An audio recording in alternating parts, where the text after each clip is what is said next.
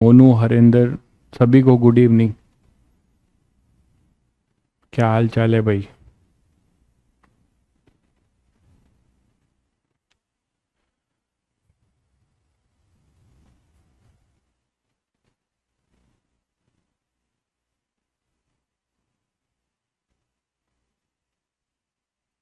रजत, उत्कर्ष, सभी को good evening.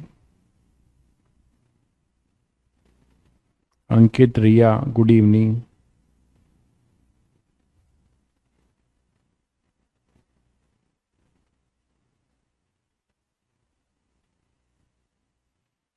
Durgesh, Malay, good evening भाई। चलिए, ऑडियो वीडियो क्लियर है बच्चों सभी को?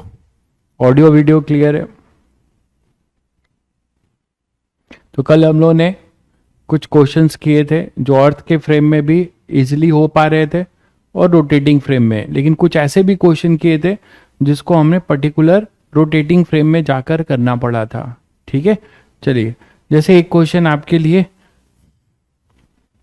मान लीजिए कोई एक सर्कुलर टर्न टेबल है, कोई एक सर्कुलर टर्न टेबल है, और इस सर्कुलर टर्न टेबल पे आपने क्या कर रखा है? इस सर्कुलर टर्न टेबल पे आपने, ये टर्न टेबल है, इसके अबाउट रोटेट हो सकता है।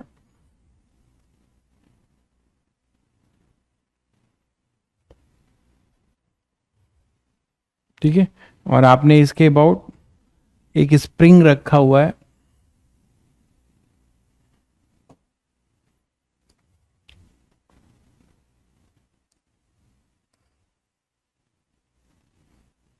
तो ये यहां पे आपने एक स्प्रिंग रखा हुआ है, और ये स्प्रिंग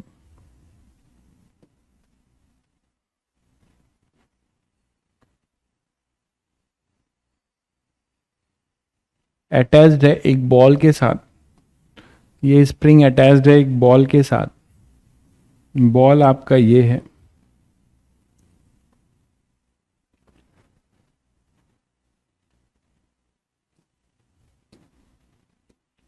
ठीक है, और ये आपका जिस एक्सिस के अबाउट रोटेट कर रहा है उसके अबाउट ये स्प्रिंग से कनेक्टेड है, ये बॉल है ना। ये बॉल जो है स्प्रिंग से कनेक्टेड है, और ये यहाँ पे पड़ा हुआ है। इसका मास m है, मास इसका m है। ये टर्न टेबल मूव कर रहा है कांस्टेंट ओमेगा से। ये मूव कर रहा है, अभी नहीं कर रहा है, अभी ये सब रेस्ट पे पड़े हुए हैं, रेस्ट पर है। ठीक है, आपने क्या किया, इनको कांस्टेंट ओमेगा से मूव करने लगे आप, इसको कांस्टेंट ओमेगा से मूव करने लगे, सेम सेटअप को। तो जब कांस्टेंट ओमेगा से मूव करने लगोगे तो क्या होगा?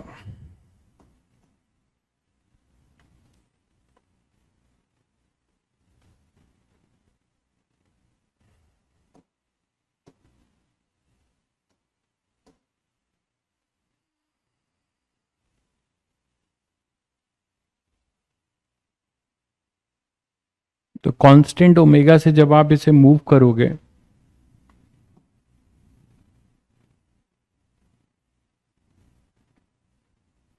तो देखिए,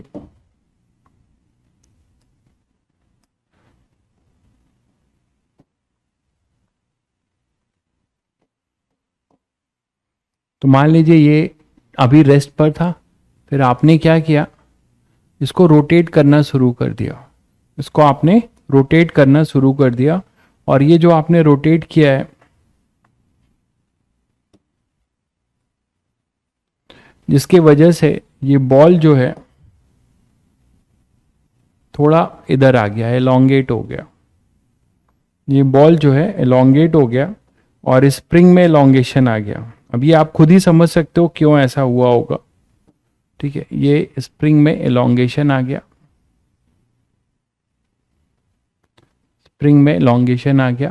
स्प्रिंग की नेचुरल लेंथ एल नॉट है,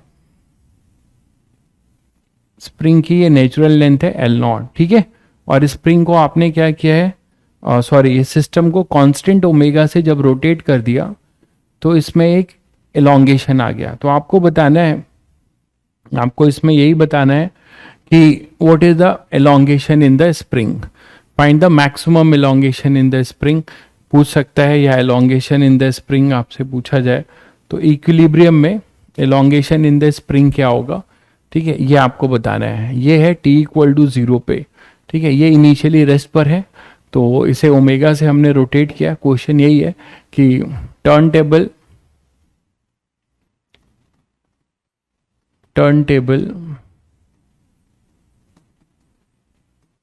starts rotating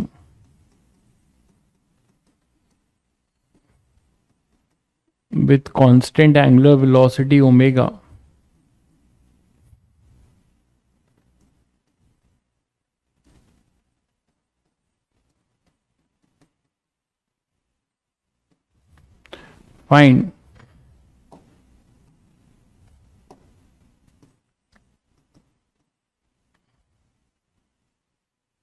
find elongation in the spring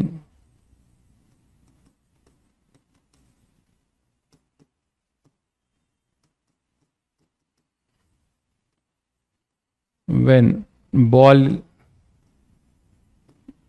is in equilibrium।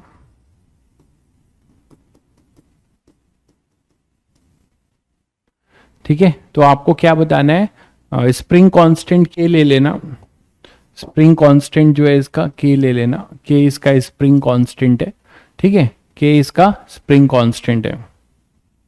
जल्दी से इसका आंसर दीजिएगा। तो find elongation in the spring when ball is in equilibrium, तो जब बॉल इक्विलिब्रियम में था तो आपको इसका एलोंगेशन बताना है जब बॉल इक्विलिब्रियम में होगा। ठीक है, बॉल क्यों आगे बढ़ेगा ये सभी को क्लियर हो रहा है। दुर्गेश आपका आंसर कुछ गड़बड़ है, देखिएगा। बाकी बच्चे भी जल्दी से ट्राई करके आंसर दें। अब ये क्वेश्चन भी आपको समझ में आता है। अगर आपने आधा कवर किया है, मतलब अगर आपने फोर्स कॉन्सेप्ट और फ्रिक्शन कवर कर लिया है तो आप वर्क पावर से कर सकते हैं, है ना, कोई दिक्कत नहीं है। जल्दी से आप फोर्स और फ्रिक्शन कंप्लीट कर लीजिए और ये सर्कुलर, तब आप वर्क पावर एनर्जी इजीली समझ जाएंगे। बहुत बढ़िया भाई अभिनव। स्प्रिंग फोर्स को सेंट्रीफ्यूगल बैलेंस करेगा, बिल्कुल सही कह रहे हैं। ये क्वेश्चन रोटेटिंग फ्रेम में ही करेंगे हम लोग, ठीक है। तो रोटेटिंग फ्रेम में जब आप रहोगे तो क्या होगा, रोटेटिंग फ्रेम में, क्योंकि रोटेटिंग फ्रेम में केवल हमें दिखेगा, रोटेटिंग फ्रेम में केवल दिखेगा कि ये सीधा जा रहा है और स्ट्रिंग स्ट्रेच हो रही है। अर्थ के फ्रेम में दिखेगा कि स्ट्रिंग तो स्ट्रेच हो रही है लेकिन साथ साथ में रोटेट भी कर रही है। तो बेटर है कि हम इसको रोटेटिंग फ्रेम में करेंगे। रोटेटिंग फ्रेम में क्या होगा, रोटेटिंग फ्रेम में कोई भी ऑब्जर्वर अपना है, ठीक है, तो ये ऑब्जर्वर रोटेटिंग फ्रेम का है, इसके रिस्पेक्ट में यहां सूडो लग जाएगा, है ना। तो यहां पे एक सूडो लगा दो, तो इसके रिस्पेक्ट में एक सूडो लगाओ यहां पे, और ये सूडो जो लग रहा होगा, इस सूडो के वजह से ये आगे बढ़ रहा होगा। Eight the time of maximum elongation, maximum elongation मतलब क्या, नेचुरल लेंथ एल नॉट है, मान लेते हैं एक्स, उसमें एलोंगेशन हो गया, तो टोटल लेंथ कितना हुआ हमारे पास, टोटल लेंथ इसका ध्यान रखना पड़ेगा आपको, ये एल नॉट था, ठीक है, आपने इसमें एक्स नॉट का एलोंगेशन हो गया मान लो, तो टोटल ये कितने रेडियस में मूव कर रहा है, आर इसका कितना है, एल नॉट प्लस एक्स। तो यहाँ सेंट्रीफ्यूगल कितना लगेगा, M omega square L not plus X, और इधर स्प्रिंग फोर्स कितना होगा, के एक्स नॉट, स्प्रिंग फोर्स केवल के एक्स नॉट होगा, और ये कितना होगा, ये अपने पास होगा M omega square L not plus X. ये सेंट्रीफ्यूगल होगा इस तरफ, मैं यहां लिख देता हूं। तो at the time of equilibrium, at the time of equilibrium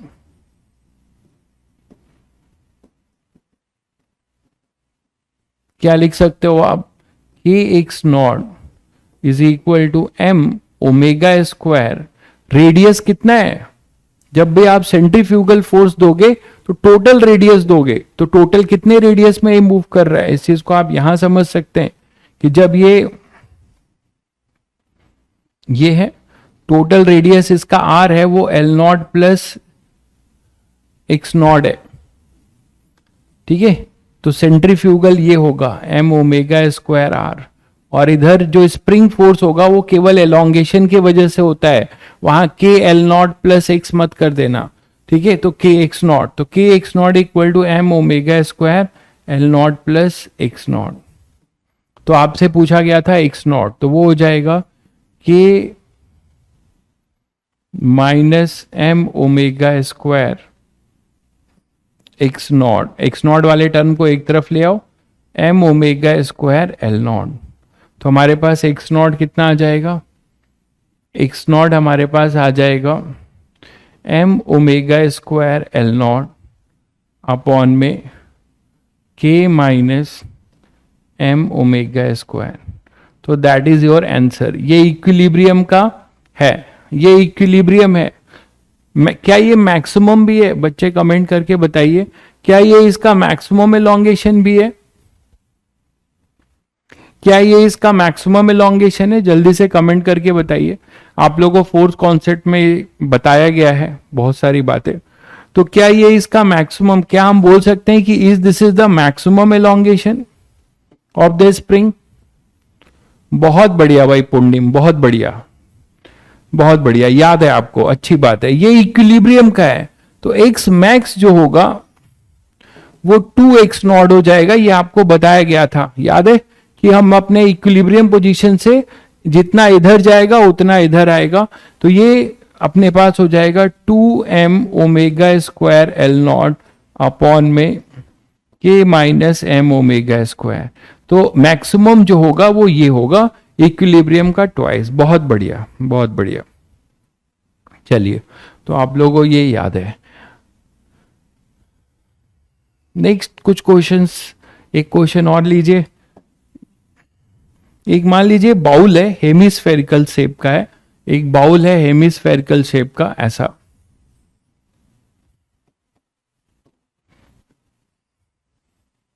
एक हेमिस्फेरिकल शेप का बाउल है,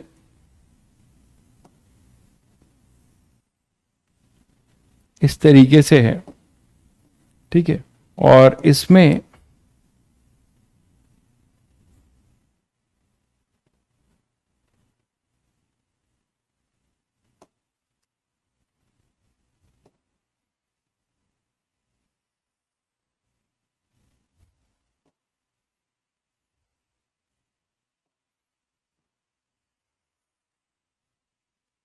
एक हेमिस्फेरिकल ये बाउल है,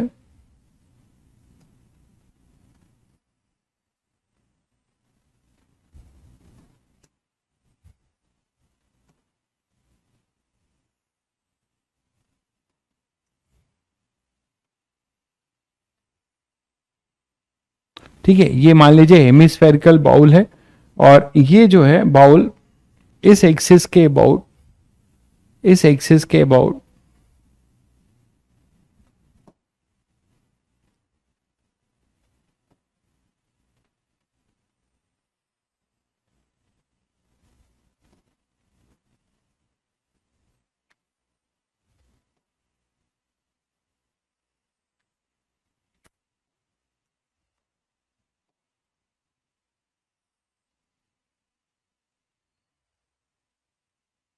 ठीक है।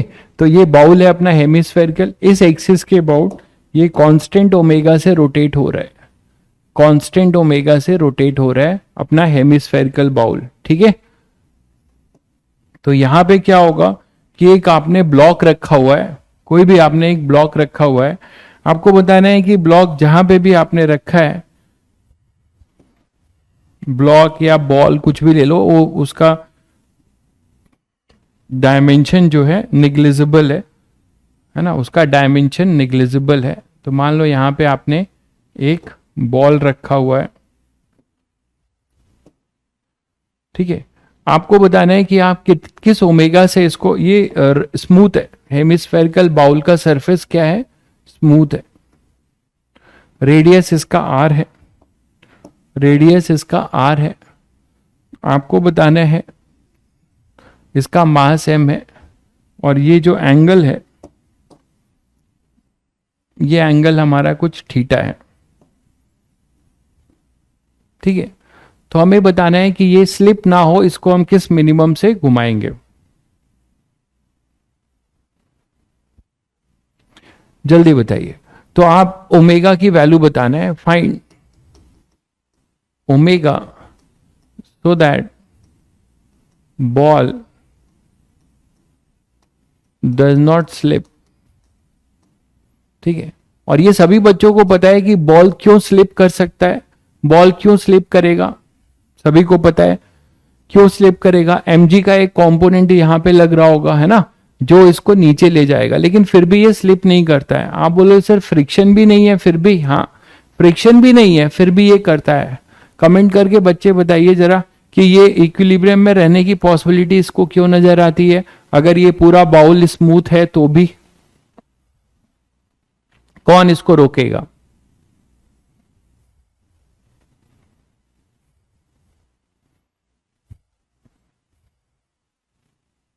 तो इस बात को भी आप देख पा रहे हैं। अच्छा ये बताओ कि किस फ्रेम में आपको ये स्टेशनरी दिखेगा, किस फ्रेम में आपको ये स्टेशनरी दिखेगा? In which frame the ball is in equilibrium, मतलब स्टेशनरी। किस फ्रेम में आपको ये स्टेशनरी दिखेगा बॉल? बिल्कुल बाउल के फ्रेम में। तो अगर आप बाउल के फ्रेम में बैठेंगे तो आपको दिखेगा ये स्टेशनरी है। तो बाउल के फ्रेम में अगर आप बैठ के क्वेश्चन कर रहे हैं तो आपको एक इसमें सेंट्रीफ्यूगल फोर्स लगाना होगा, है ना, रोटेटिंग फ्रेम। तो अगर ये क्वेश्चन आप रोटेटिंग फ्रेम में करते हैं, दोनों से होगा ऐसा नहीं है, ये क्वेश्चन दोनों से भी हो जाएगा। अगर मैं रोटेटिंग फ्रेम से करता हूं, मैं दोनों से करके दिखा देता हूं।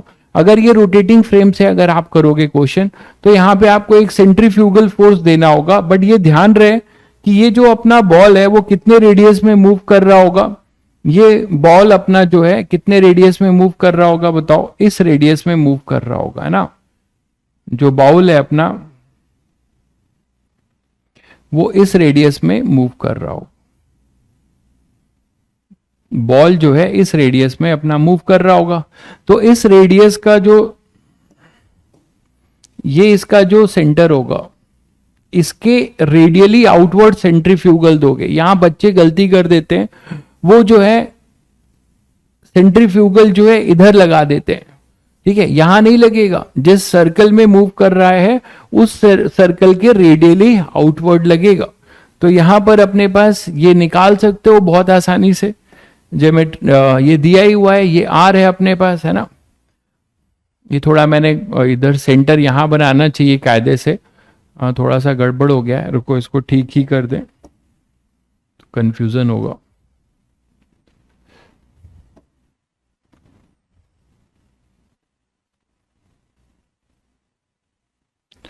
तो ये अपने पास थीटा होगा, ठीक है। तो यहां पर ये आर है, तो ये कितना हो जाएगा? Small are. स्मॉल आर जो हो जाएगा वो हो जाएगा R sine theta. Small R हो जाएगा आर साइन थीटा। तो आप यहां पे सेंट्रीफ्यूगल फोर्स जो दोगे वो इस तरफ दोगे, एम ओमेगा स्क्वायर आर। तो सेंट्रीफ्यूगल होगा एम ओमेगा स्क्वायर आर का। नॉर्मल रिएक्शन सभी को पता है क्या होगा। नॉर्मल रिएक्शन हमेशा जो है कांटेक्ट के परपेंडिकुलर होता है। तो कांटेक्ट सरफेस के परपेंडिकुलर, और ये नॉर्मल रिएक्शन हमेशा कहां से पास होगा? सेंटर से। ये होगा mg, इधर होगा mg, ये होगा नॉर्मल रिएक्शन। तो नॉर्मल रिएक्शन का आप कंपोनेंट ब्रेक कर दो, और नॉर्मल रिएक्शन का एक कंपोनेंट जो है mg को बैलेंस करेगा और दूसरा कंपोनेंट सेंट्रीफ्यूगल को। तो ये रेस्ट पर नजर आएगा आपको। आप ये रोटेटिंग फ्रेम में कर रहे हैं, ये थीटा है तो ये भी थीटा होगा। तो ये हो जाएगा n cos थीटा, ये हो जाएगा n sin थीटा। तो यहां से आप इजीली बता सकते हैं कि for equilibrium in rotating frame क्या क्या इक्वेशन आप लिख सकते हो एक्स और वाई डायरेक्शन में। n sin theta is equal to M omega square R, और इस आर की वैल्यू आप ये लिख सकते हो क्या? M omega square R sine theta. तो यहां से साइन थीटा कैंसिल हो जा रहा है, तो एन आ रहा है एम ओमेगा स्क्वायर आर। और n cos थीटा वो किसके बराबर है, mg के। n की वैल्यू यहां पुट कर दो, n की ये वैल्यू लाकर यहां पुट कर दो, तो m omega square r cos theta equal to mg। तो m से m कैंसिल होगा, ओमेगा आपको चाहिए था, तो g by R cos theta का अंडर रूट, तो g by R cos theta का अंडर रूट। ठीक है, तो g by R cos theta इस ओमेगा से अगर आप इसे घुमाएंगे तो ये इस एंगल पे, इस एंगल के लिए है ना। हर एंगल का अलग अलग होगा, आप देख पा रहे हो। तो हर पर्टिकुलर एंगल पे ओमेगा आपको एक मिलेगा जिस पे आप उसे घुमाओगे, उससे कम या उससे ज्यादा करोगे तो भी दोनों के लिए वो इक्विलिब्रियम में नहीं रह पाएगा। पर्टिकुलर आपको एक यूनिक ओमेगा से रोटेट करना होगा जिससे कि ये रेस्ट पर रहे। ठीक है, the same question can be done in with respect to earth also. Earth के रिस्पेक्ट में क्या करोगे, सेम यही करते। यहां सेंट्रीफ्यूगल की जगह पे क्या हो जाता, यहां पे एन साइन थीटा इसको क्या देता, एक सेंट्रीपीटल। ठीक है, ठीक है, सेंट्रीपीटल एन साइन थीटा के जगह पे यहां पे आपको क्या मिल जाता, सेंट्रीपीटल मिल जाता। तो सेम चीज होती, N sine theta equal to M omega square R. शायद सभी लोग समझ गए, अर्थ के रिस्पेक्ट में भी आपको यही करना पड़ेगा। चलिए, लेकिन अब इसी में मान लेते हैं कि ये रफ हो जाए, इसी में केस ले लें कि बाउल को मैं रफ कर देता हूं। बाउल अपना रफ है, और अगर बाउल अपना रफ है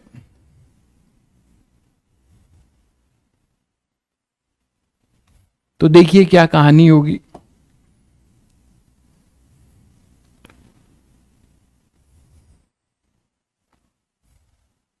ठीक है, बाउल अगर अपना रफ है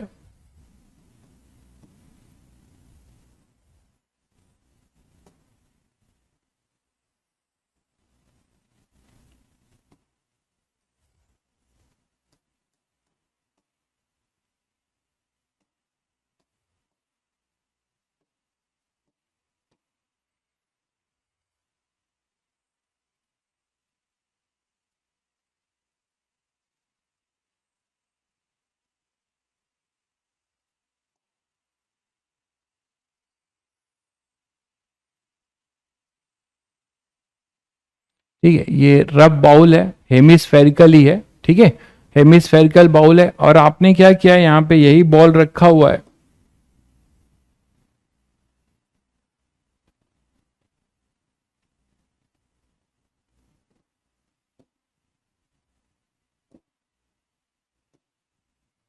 ठीक है, यही बॉल आपने रखा हुआ है, और ये एंगल बना रहा है यहां से, सेंटर से कुछ थीटा एंगल, ये थीटा एंगल बना रहा है। ठीक है, अब ये रफ है, कोफिशिएंट ऑफ फ्रिक्शन म्यू है, इन दोनों के बीच का फ्रिक्शन कोफिशिएंट म्यू है। बॉल और हेमिस्फेरिकल सरफेस के बीच का कोफिशिएंट ऑफ फ्रिक्शन अपना कितना है, म्यू है। तो आपको ओमेगा चाहिए, आपको किस ओमेगा से आप अब रोटेट करोगे जिससे कि आपको क्या हो कि अपना स्लिप ना करे।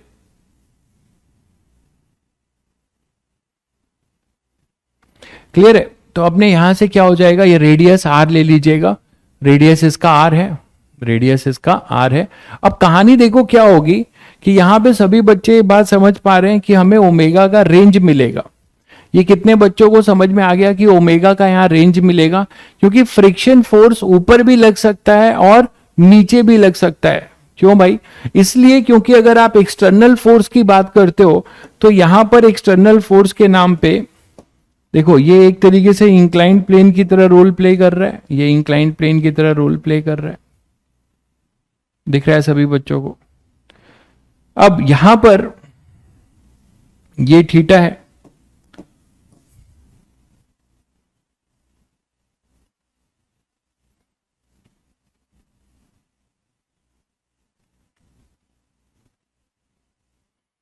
तो अब क्या क्या नेट फोर्स लग रहा है पहले वो देख लो। फोर्स के नाम पे हमारे पास है इस तरफ नॉर्मल रिएक्शन, और अगर आप रोटेटिंग फ्रेम में हो तो रोटेटिंग फ्रेम में हो तो आपको फिर एक सूडो लगाना होगा, जैसे अभी आपने देखा, आपको एक यहां पे सूडो लगाना होगा इस तरीके से। दो एक्सटर्नल फोर्स है, ध्यान दीजिएगा, दो एक्सटर्नल फोर्स है, एक नॉर्मल रिएक्शन, तीन एक्सटर्नल फोर्स है, एक mg है ना, और एक सेंट्रीफ्यूगल। अब ये जो सेंट्रीफ्यूगल की बात कर रहे हैं हम लोग, तो ये सेंट्रीफ्यूगल फोर्स जो भी लगेगा, ये तो आप सबको समझ में आ गया कि ये इस सेंटर पे मूव कर रहा होगा, इस सेंटर का जो सर्कल होगा R, इसके अबाउट सेंट्रीफ्यूगल लगाओगे, कितना होगा m ओमेगा स्क्वायर R, ये होगा mg, और ये होगा तुम्हारा नॉर्मल रिएक्शन, ये होगा नॉर्मल रिएक्शन। ठीक है, अब यहां तुम्हें ये समझने वाली बात है कि सर कंपोनेंट किधर लेंगे। आपको जब फ्रिक्शन का डायरेक्शन डिसाइड करना है तो सभी बच्चों को पता है कि इसकी टेंडेंसी ऑफ स्लिपिंग इसी के अबाउट होगी।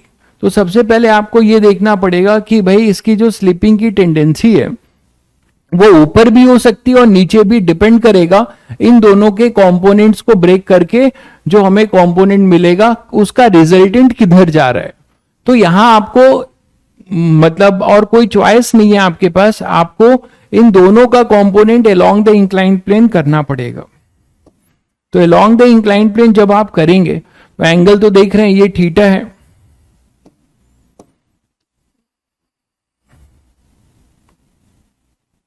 ठीक है, तो एंगल जज कर लीजिए, ये रेडियल डायरेक्शन का है। तो आपको क्या क्या मिल रहा है देख लीजिए, ये थीटा, तो ये भी थीटा, ठीक है, ये थीटा तो ये थीटा अपने पास, वर्टिकली अपोजिट एंगल, तो ये आ जाएगा अपने पास 90 माइनस थीटा। ठीक है, आप इन्हीं दोनों से कर लीजिए, जैसे सूडो का आप यहाँ इसके अबाउट कर लीजिए या फिर ये थीटा, जैसा आप करना चाहें। ठीक है, तो आप यहां से बोल सकते हो कि यहां पर m omega square r cos theta और mg का इधर आएगा साइन थीटा। तो हमारे पास जो कंपोनेंट्स आ रहे हैं वो क्या क्या आ रहे हैं देखो, सूडो का सेंट्रीफ्यूगल का कंपोनेंट है कि टेंजेंशियल डायरेक्शन में, और ये सभी को रियलाइज हुआ कि हमें क्यों अलोंग दिस करना पड़ रहा है, फ्रिक्शन की डायरेक्शन निकालने के लिए। जो बड़ा होगा उसके अपोजिट फ्रिक्शन लगेगा, है ना, जो बड़ा होगा उसके अपोजिट फ्रिक्शन लगेगा। क्लियर है। तो अब यहां पे अपने पास ध्यान से देखो, तो m ओमेगा स्क्वायर r का कंपोनेंट जो इधर आएगा वो आएगा m ओमेगा स्क्वायर r, मैं कंपोनेंट अब लिख रहा हूं m omega square r cos 90 minus theta मतलब साइन थीटा, और mg का भी कंपोनेंट इधर आएगा, इधर दो कंपोनेंट आएंगे,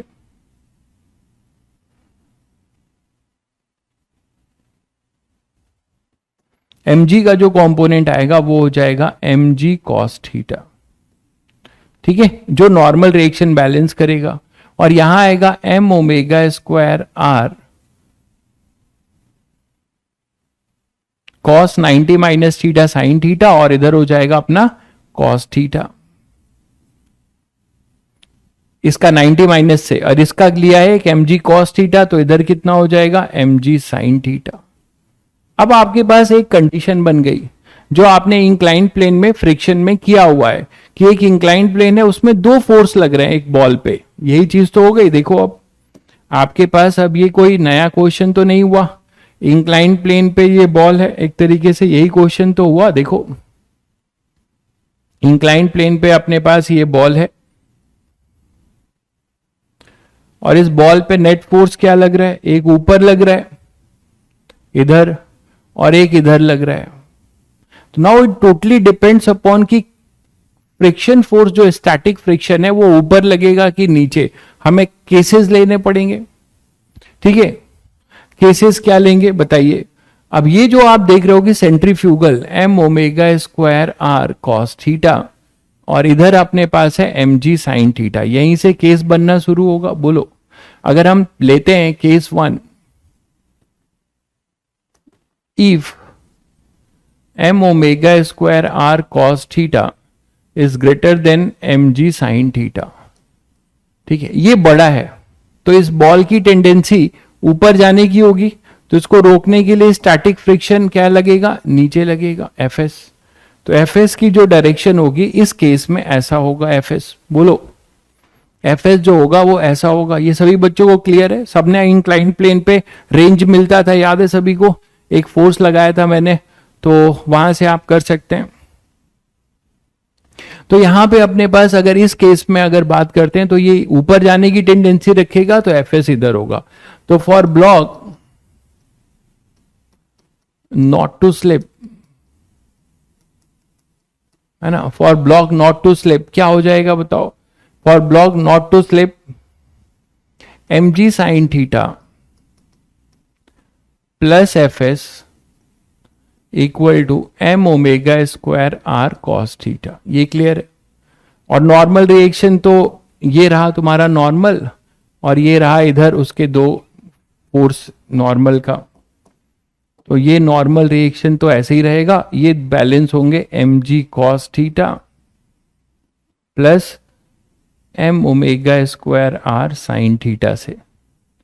क्लियर है? तो यहां पे अब आप एफ एस की पहले वैल्यू निकालो, बाकी तो फ्रिक्शन का क्वेश्चन हो गया। ये एफ एस क्या हो जाएगा देखो, M omega square are cos theta minus M G sine theta, ये एफ एस होगा।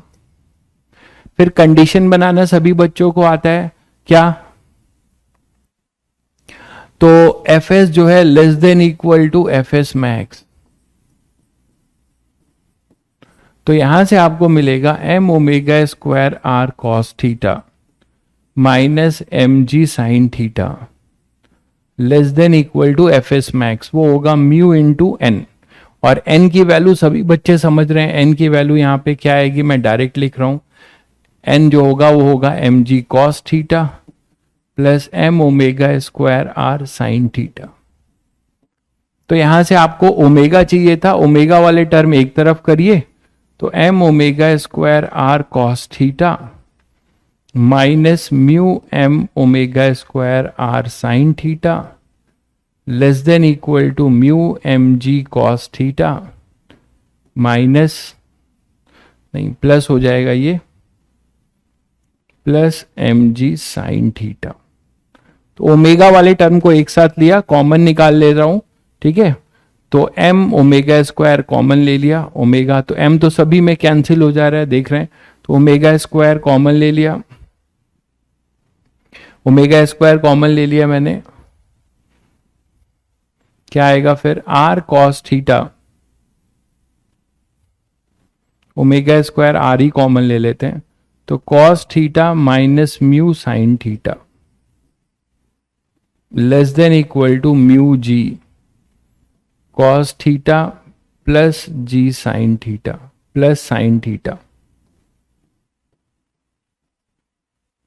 म्यू भी आएगा, म्यू कहां कॉमन होगा, ठीक है, जी कॉमन होगा बस।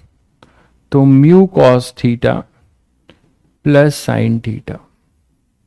तो आपको यहां से ओमेगा मिलता है, omega square less than equal to ji by r, है ना, mu cos theta plus sine theta upon में cos theta minus mu sine theta. तो ये आपको एक्सप्रेशन मिलेगा ओमेगा स्क्वायर का। इसको आप अंडर रूट कर देंगे तो ओमेगा की वैल्यू मिल जाएगी। तो आप देख रहे हो कि ओमेगा यहां से ओमेगा की कौन सी वैल्यू मिलेगी, यहां से मैक्सिमम वैल्यू, है ना, लेस देन इक्वल टू है, तो ओमेगा की आपको यहां से मैक्सिमम वैल्यू मिलेगी। और वो मैक्सिमम वैल्यू आपके पास क्या होगी, इसको आप इसके टर्म्स में भी कर सकते हैं, tan के फॉर्म में भी। तो omega less than equal to, और क्या कर सकते हैं, साइन से, कॉस से आप इसको डिवाइड कर दीजिए, तो tan theta G by R, tan theta plus mu upon में कॉस से मैंने डिवाइड किया है ना, तो 1 माइनस म्यू tan थीटा। ऐसा भी आपको देखने को मिल सकता है, ऐसा भी आपको देखने को मिल सकता है ऑप्शंस, ठीक है। तो आपका ओमेगा मिन होगा। बहुत बढ़िया भाई, बिल्कुल उत्कर्ष भाई, साइन चेंज हो जाएगा। बाकी दूसरा केस सभी बच्चे कर सकते हैं कि दूसरे केस में क्या होगा कि ये छोटा होगा ये बड़ा होगा, तो फ्रिक्शन फोर्स ऊपर लगेगा, है ना। केस 2 सभी बच्चे कर सकते हैं, वहां से ओमेगा की मिनिमम वैल्यू मिलेगी। ये बात सभी बच्चे देख पा रहे हैं, ठीक है, तो यहां तक सभी को क्लियर है। अच्छा, केस 2 में क्या होगा? केस 2 में जस्ट ये सारी कहानी में आप क्या कर रहे हैं, आप यही बोल रहे हैं कि इसका जो है एजम्पशन उल्टा करेंगे, आप ये मानेंगे कि ये लेस हो जाएगा, यही करोगे ना, mg cos theta less then mg sin theta. तो इससे और क्या चेंज होगा? इससे आपका फ्रिक्शन की डायरेक्शन चेंज हो जाएगी, फ्रिक्शन की डायरेक्शन बस क्या हो जाएगी? चेंज। फ्रिक्शन की डायरेक्शन आपकी चेंज हो जाएगी, और फ्रिक्शन की डायरेक्शन अब जो है यहां ना आके कहां पर आएगी बताइए? ये अगर इससे mg sin थीटा बड़ा है तो यहां पर ये ऊपर हो जाएगा, मानते हैं? और ये सब आप सभी लोग कर सकते हैं, एफ ऐसा हो जाएगा, तो बस इसमें यहां पर इधर एफ आने लगेगा और ये आपका गायब हो जाएगा, ठीक है। और साइन आपका फिर चेंज हो जाएगा, एफ जो अपने पास आ जाएगा, इधर प्लस इधर माइनस, तो सभी लोग कर ही सकते हैं। एफ जो अपने पास आ जाएगा वो आ जाएगा mg sign theta minus m omega square r cos theta, ये आ जाएगा। फिर आप इसको लेस देन इक्वल टू करेंगे तो बाकी आपके पास सारी चीज वही आएगी। मैं डायरेक्ट रिजल्ट लिख रहा हूं, तो केस 2 में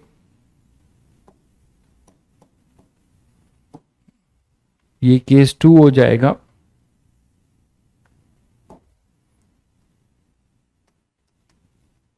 ठीक है। तो ये इधर आएगा, यहां से आप ये जब करेंगे तो मैं डायरेक्ट अब इसका रिजल्ट लिख रहा हूं ओमेगा का। ओमेगा आपके पास क्या आ जाएगा? Greater than equal to ji by are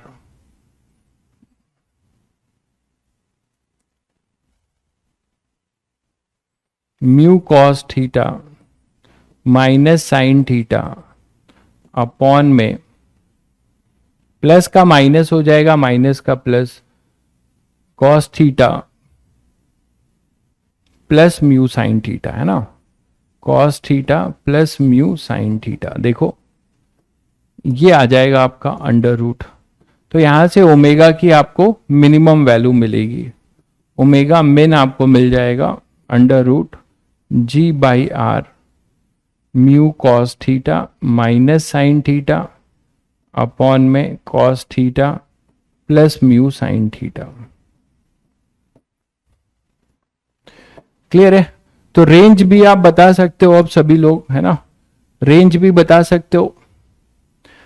हाँ, डायरेक्ट भी होगा बिल्कुल, मैंने बस बताने के लिए आपको बता दिया, बहुत बच्चे ना समझ पाए तो ठीक है, मैंने आपको बता दिया। तो रेंज ओमेगा का क्या होगा? ओमेगा मिन और not to slip for ball not to slip क्या हो जाएगा? ओमेगा मिन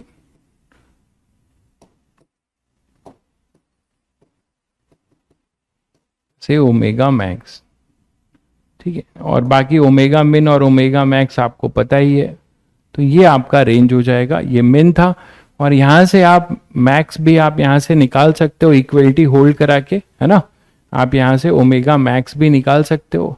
ओमेगा मैक्स यहां पे ओमेगा मैक्स की वैल्यू क्या आ जाएगी? इक्वलिटी होल्ड करा लोगे, g by are mu cos theta plus sine theta upon में cos theta minus mu sine theta. ये वैल्यू है तुम्हारी ओमेगा मैक्स की, है ना, तो इसी के बीच में लाई करेगा। तो ये समहाउ सर्कुलर प्लस फ्रिक्शन का ही क्वेश्चन बन गया था, ठीक है। चलिए, तो इस तरीके के क्वेश्चन आप इस तरीके से करोगे। नेक्स्ट देखिए, इसी में बात आती है कि हम सर्कुलर मोशन में ही sine theta minus cos theta आएगा, मेरा न्यूमिनेटर में आया है क्या? कुछ चेक कर लीजिए, ये देख लीजिए, पहले मैक्सिमम वाला देख लीजिए।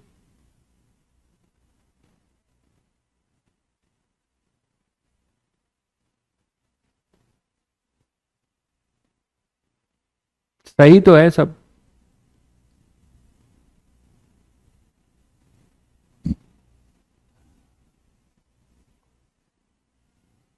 सही है भाई, देख लीजिए आप लोग।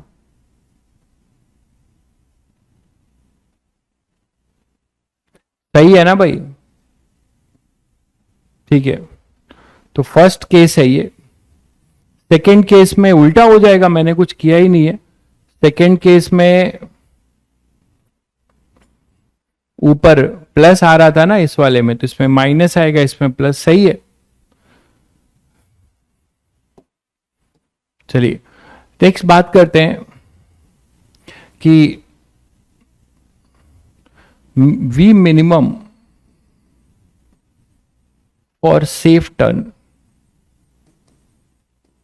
ठीक है, किसी व्हीकल की मिनिमम क्या वेलोसिटी हो जिससे वो सेफली टर्न कर ले।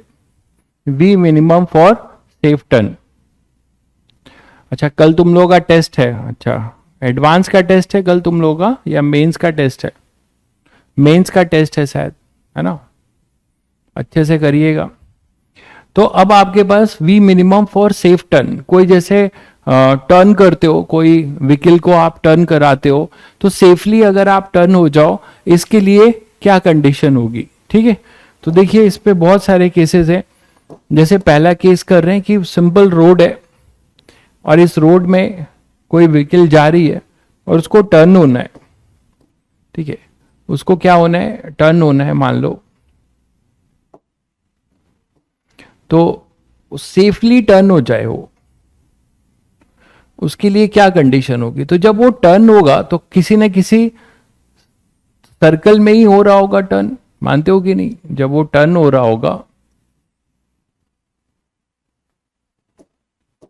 ये मान लो इधर से जा रहा है ये v वेलोसिटी से, तो अगर ये सेफली टर्न हो रहा है तो जिस रेडियस पे टर्न हो रहा होगा, कोई ना कोई कर्वेचर में टर्न हो रहा होगा, वो उसका क्या कहलाएगा? ये इसका सेंटर ऑफ कर्वेचर होगा, जो थोड़ा बहुत बताया है। सेंटर ऑफ कर्वेचर अभी और पढ़ेंगे हम लोग। ठीक है, इस तरीके से टर्न होगा, तो जिस कर्व में टर्न हो रहा होगा उसको एक सर्कल का पार्ट मान सकते हो। ठीक है, तो ये अपने पास सर्कल का पार्ट आप इसको मान सकते हो। इसका मास है अपना m। ठीक है, इसका रेडियस है r। तो अगर ये सेफली टर्न हो जाए तो सभी बच्चों को पता है कि यहां पर क्या होगा?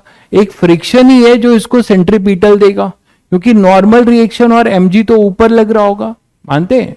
ये अपने पास व्हीकल, ये अपने पास रोड है और इस रोड पे ये व्हीकल ऐसे टर्न कर रही है, तो नॉर्मल रिएक्शन तो mg को बैलेंस कर रहा होगा।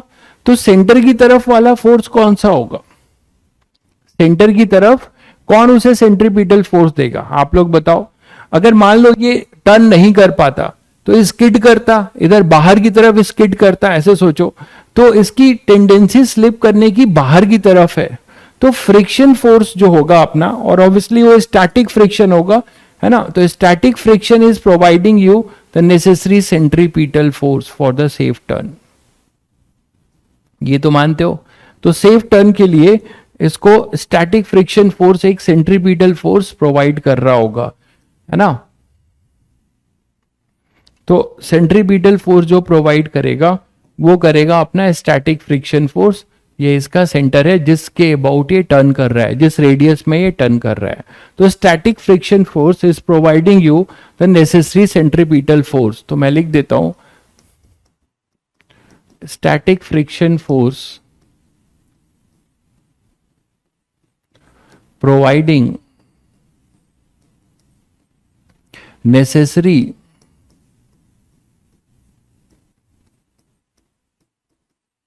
centripetal force for turning, है ना? तो क्या लिखेंगे? Fs जो होगा वो mv² के बराबर होगा। r वो रेडियस है कि जिस रेडियस में वो टर्न कर रहा है। ठीक है, अच्छा, ये सभी बच्चे जानते हैं कि Fs जो होगा वो less than equal to Fs max होगा। तो यहां से आप कंडीशन भी निकाल सकते हो, mv² less than equal to Fs max. Fs max क्या होगा? Fs मैक्स में जो मैंने अभी कहा कि ये जो भी गाड़ी जा रही होगी उसके नॉर्मल रिएक्शन, जो ग्राउंड से नॉर्मल रिएक्शन लग रहा होगा, वो mg को बैलेंस कर रहा होगा। तो यहां पे आप अगर इन दोनों के बीच का कोफिशिएंट ऑफ फ्रिक्शन म्यू लेके चलते हैं, mu is the coefficient of friction between the road and the vehicle, तो आप यहां से बोल सकते हो कि हमारे पास आएगा म्यू mg। ठीक है, तो आपको v मिल जाएगा v square less than equal to mu G R. तो v less than equal to under root mu G R. ठीक है, तो फॉर सेफ टर्न, ये सब जेई मेंस में क्वेश्चन डायरेक्ट रिजल्ट बेस आ जाते हैं। फॉर सेफ टर्न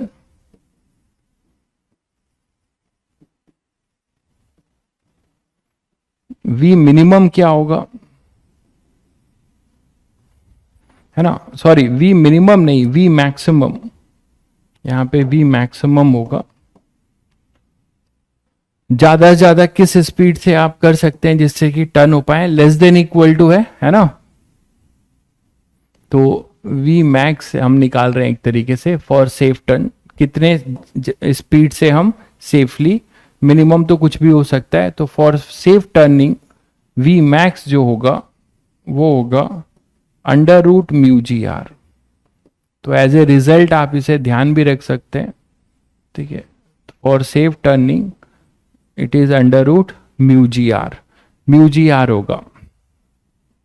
क्लियर है, तो सेफ टर्निंग के लिए अगर आपने थोड़ा भी अब इससे ज्यादा कर दिया तो आप जानते हो कि आप स्किड कर जाओगे, आप टर्न नहीं ले पाओगे, स्किड कर जाओगे। तो ऐसा लोग हमेशा गिरते हैं जब टर्न कर रहे होते हैं, है ना, तो वो अगर ये चीज फॉलो नहीं होती है तो वो स्किड कर जाएंगे। क्लियर है, अब इससे ये पता चला कि हमें टर्निंग में फ्रिक्शन की डिपेंडेंसी आ रही है और फ्रिक्शन का रोल बहुत अहम है टर्निंग के लिए, सेफ टर्निंग के लिए। तो अगर हम टर्निंग में फ्रिक्शन के रोल को हटाना चाह रहे हैं, है ना, फ्रिक्शन के रोल को हम क्या करना चाह रहे हैं, टर्निंग में हटाना चाह रहे हैं, तो हम फ्रिक्शन का रोल खत्म करना चाह रहे हैं, तो क्या करेंगे बताओ, रोड को थोड़ा इंक्लाइंड कर देंगे। अभी रोड एकदम फ्लैट है, रोड को थोड़ा इंक्लाइंड कर देंगे। जब रोड फ्लैट था तभी तो नॉर्मल रिएक्शन पूरा का पूरा mg को बैलेंस कर रहा था। ठीक है, तो अब इसी में एक कॉन्सेप्ट आता है बैंकिंग ऑफ रोड का।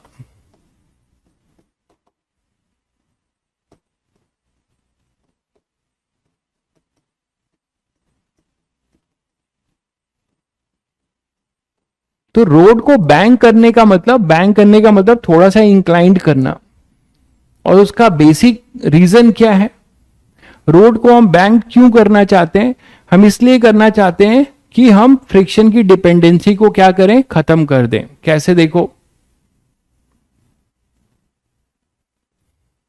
भाई, अगर वो मूव कर रहा है तो काइनेटिक नहीं लगेगा। आपने समझा नहीं, इधर देखिए, यहां ये मूव कर रहा है, ठीक बात है, ये मूव कर रहा है, लेकिन टायर के साथ इसका स्किडिंग नहीं है, ये प्रॉपरली जहां पे रोल करके जाना चाह रहा है वहां जा रहा है। काइनेटिक फ्रिक्शन तब लगता है जब ये इधर बाहर की तरफ स्किड कर जाता। जैसे आप गाड़ी से जा रहे हो और गाड़ी जो है, कभी भी ऐसा नहीं होता कि हमारी गाड़ी प्योर रोलिंग करे। प्योर रोलिंग अगर करती तो हमें जिंदगी में कंपनी जो टायर देती वो कभी चेंज करने की जरूरत नहीं पड़ती। तो प्योर रोलिंग नहीं कर रहा है, प्योर रोलिंग में रोलिंग फ्रिक्शन लग रहा है, ये वही स्टैटिक फ्रिक्शन है, रोलिंग फ्रिक्शन, जो कि आगे हम रोलिंग में पढ़ेंगे। अगर स्किडिंग, मान लो अगर आपने क्या किया, साइकिल से आप जा रहे हो और स्किड कर गए, तो जब आप स्किड कर रहे हो वो आपका जो है काइनेटिक फ्रिक्शन होगा। ठीक है, तो ये मूव कर रहा है बट ये यहां पे स्टैटिक फ्रिक्शन है, रोलिंग फ्रिक्शन जिसे आप बोल सकते हो। जब ये इस सेंटर के बाहर स्किड करेगा तब जाके यहां पे काइनेटिक फ्रिक्शन लगेगा। तो जिनको डाउट था वो क्लियर हो गया होगा कि सर मूव कर रहा है तो काइनेटिक क्यों नहीं लगा रहे। Concept of banking of road ये है कि हम क्या करते हैं, इसमें दो केस करेंगे, बैंक रोड विदाउट फ्रिक्शन, क्योंकि फ्रिक्शन तो आप बहुत हटा नहीं सकते, तो पहला केस है bank road without friction, road को हमने बैंक्ड कर दिया है विदाउट फ्रिक्शन। फ्रिक्शन नहीं है। तो देखिए कैसे ये फ्रिक्शन के जगह पे रोल प्ले करेगा बैंक रोड। क्या हो जाएगा, बैंक रोड का मतलब रोड को हमने थोड़ा इंक्लाइन कर दिया, ठीक है।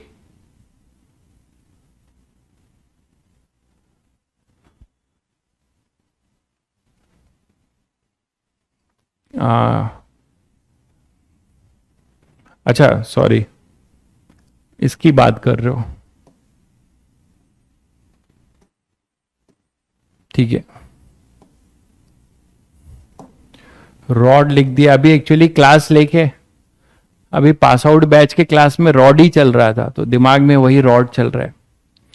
बैंक रोड विदाउट फ्रिक्शन, तो बैंक रोड विदाउट फ्रिक्शन में क्या होगा, देखिए कि मान लीजिए कि रोड आपका जो है, थोड़ा सा उसको और समझिए, समझने के लिए मान लीजिए ये है, जैसे मान लीजिए ऐसा है कुछ, ये है, तो अभी ये फ्लैट था, ऐसा था, इस पे जो है अपनी व्हीकल ऐसे जा रही थी, ऐसे व्हीकल जा रही थी, ठीक है। और नॉर्मल डायरेक्शन ऊपर लग रहा था, एमजी नीचे लग रहा था, और इसको इधर स्किड करने को रोक रहा था कौन, स्टैटिक फ्रिक्शन। अब आपने क्या किया, देखिएगा ध्यान से, ये रोड है, ये पूरा फ्लैट, अब धीरे धीरे आपने इसको क्या किया, धीरे धीरे इसको ऐसे इंक्लाइन कर दिया, थोड़ा सा ऐसे टिल्ट कर दिया। जब आप इसको ऐसे टिल्ट कर दोगे, ठीक है ना, जब इसको आप ऐसे टिल्ट कर दोगे तो क्या होगा बताओ, ये इस तरीके से जाएगा। अब ये ऐसे जाएगा कि नहीं, जब ये ऐसे जाएगा तो नॉर्मल रिएक्शन इधर लगेगा, नॉर्मल रिएक्शन अपना इधर होगा। देखो जब ये इस तरीके से, जब रोड पे ये ऐसे जो है टर्न कर रहा होगा, तो अब ये पूरा फ्लैट नहीं है, ये थोड़ा सा ऐसे टिल्ट है, ये ऐसे थोड़ा सा, अब ये रोड बैंक्ड हो चुका है, बैंक मतलब इंक्लाइंड हो चुका है थोड़ा सा। तो अगर ये यहां पर ये इंक्लाइंड है अगर, तो ये ऐसे होगा, ठीक है। अब ये इस तरफ से नॉर्मल रिएक्शन लगेगा, तो नॉर्मल का एक कंपोनेंट mg को बैलेंस करेगा, ठीक है। नॉर्मल का एक कंपोनेंट अपना mg को बैलेंस करेगा, ये वाला कंपोनेंट, और एक कंपोनेंट सेंटर की तरफ लगेगा जो इसको सेंट्रीपिटल दे देगा। तो इस फ्रिक्शन, वहां पर जो सेंट्रीपिटल फोर्स दे रहा था, यहां फ्रिक्शन ना होते हुए भी कौन जो है इसे नॉर्मल रिएक्शन दे, सेंट्रीपिटल का रोल कौन प्ले कर रहा होगा, नॉर्मल रिएक्शन।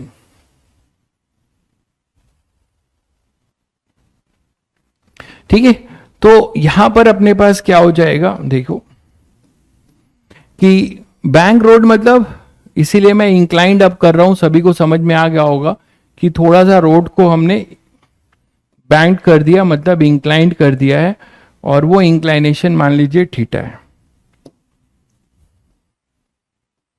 ठीक है। और मान लीजिए कोई भी आपका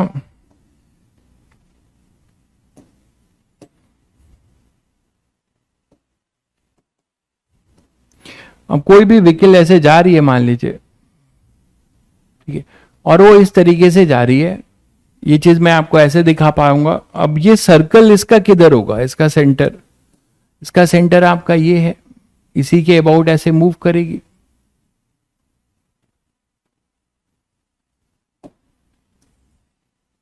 है ना। तो इसके अबाउट जो ये बॉडी है, इसके अबाउट नॉर्मल रिएक्शन इसका क्या होगा, नॉर्मल रिएक्शन का एक कंपोनेंट इसको जो है क्या दे देगा, मान लो ये अपनी पास व्हीकल है,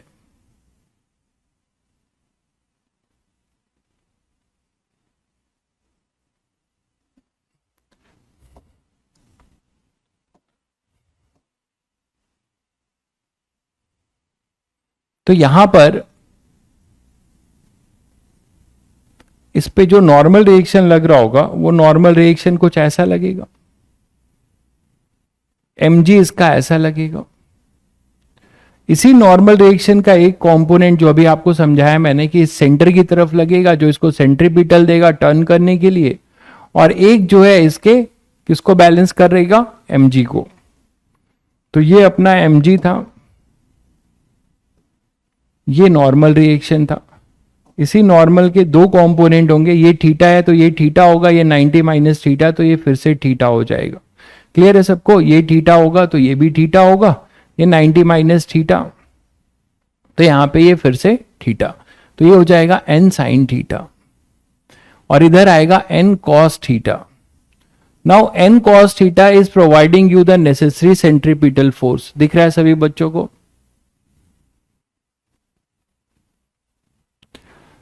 देखिए भाई, आप न्यू स्टूडेंट हैं तो आपको मैं क्या गाइड करूं इस चैप्टर के लिए। आपको वर्क पावर एनर्जी हमारा नेक्स्ट चैप्टर है, 2 लेक्चर के बाद शुरू हो जाएगा। तो आपको फोर्स कॉन्सेप्ट, फ्रिक्शन और सर्कुलर मोशन, ये 3 चीज आना चाहिए, तो आप कनेक्ट कर पाओगे। एन कॉस थीटा और एन साइन थीटा। वेलोसिटी किधर है? ब्लैक बोर्ड के परपेंडिकुलर है ना, ये सर्कल में टेंजेंशियल होगी वेलोसिटी। तो वेलोसिटी हमारी कैसी होगी? इनवर्ड। इनवर्ड को मैं क्रॉस से भी दिखा सकता हूं यहां पे आपको समझने के लिए। ये क्रॉस, ये वी है, V inward to the plane of the blackboard है। तो यहां से आप बता सकते हो कि एन साइन थीटा वो mg को बैलेंस करेगा, है ना, और एन कॉस थीटा हमारा नेसेसरी सेंट्रीपिटल फोर्स है, इक्वल टू क्या होगा फिर? एम वी स्क्वायर बाई जो भी इसका रेडियस होगा, है ना, जितने रेडियस में ये मूव कर रहा होगा। ये आर है, सर्कल का रेडियस आर है ये, तो M V square by are.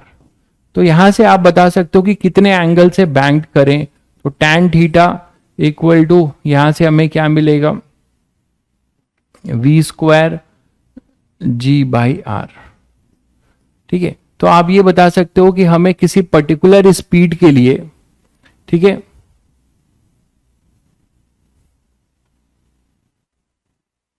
कुछ गड़बड़ हो गया है क्या? अच्छा हाँ, ये गड़बड़ हो गया।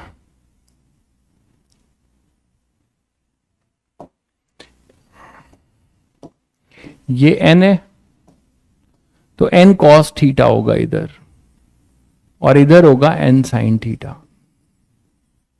ठीक है, तो N cos theta, N cos theta, N sine theta is equal to M V square by R and N cos theta equal to M G. तो यहां से करोगे तो टैन थीटा आएगा V square upon R G. तो आप particular speed के लिए किस एंगल से बैंक करोगे, है ना, किस पर्टिकुलर स्पीड में टर्न करना चाहते हो, तो उसके लिए क्या हमारा एंगल ऑफ इंक्लाइनेशन होगा रोड का, वो आप यहां से निकाल सकते हो। ठीक है, या फिर आपको पर्टिकुलर थीटा के लिए स्पीड कितनी रखनी होगी वो आप बता सकते हो। तो बैंक्ड एंगल जो होगा वो tan inverse V square upon R G, है ना, ये आपका बैंक्ड एंगल होगा कि पर्टिकुलर स्पीड के लिए आप जैसे जैसे स्पीड आपका चेंज होगा वैसे वैसे आप जो है अपने एंगल को एडजस्ट करोगे। तो यहां आप देख पा रहे हो कि फ्रिक्शन का कोई भी रोल नहीं है। यहां पे मैंने लिखा है बैंक रोड विदाउट फ्रिक्शन, मतलब बिना फ्रिक्शन के भी आप टर्न कर ले जाओगे, बिना फ्रिक्शन के भी आप टर्न कर ले जाओगे जब रोड आपका बैंक्ड है, मतलब आपने फ्रिक्शन की डिपेंडेंसी को क्या कर दिया? खत्म। बट क्या प्रैक्टिकली ऐसा पॉसिबल है? बताओ, कभी कोई ऐसे रोड हम नहीं बना सकते जिसमें फ्रिक्शन ना हो, तो वो भी ले लेते हैं। दूसरा केस कि बैंक रोड विथ फ्रिक्शन, जो एक्चुअली होता है, रोड बैंक तो हम करते हैं डिपेंडेंसी को खत्म करने के लिए, लेकिन पूरी तरह से फ्रिक्शन को हम खत्म नहीं कर सकते। ठीक है, तो क्या लिखेंगे? केस 2 कर लेते हैं इसी में।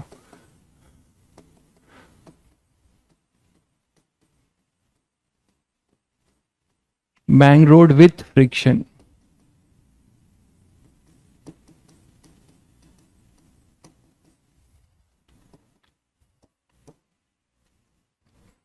तो अगर आपके पास बैंक रोड अगर विथ फ्रिक्शन है तो ये कोई नई चीज नहीं है। अभी हमने बाउल वाला क्वेश्चन किया है, शायद सभी बच्चे समझ रहे हैं कि बाउल वाले क्वेश्चन से अब आपको क्लियर हो रहा होगा कि क्या होगा यहां पे, उसी के जैसा हो जाएगा।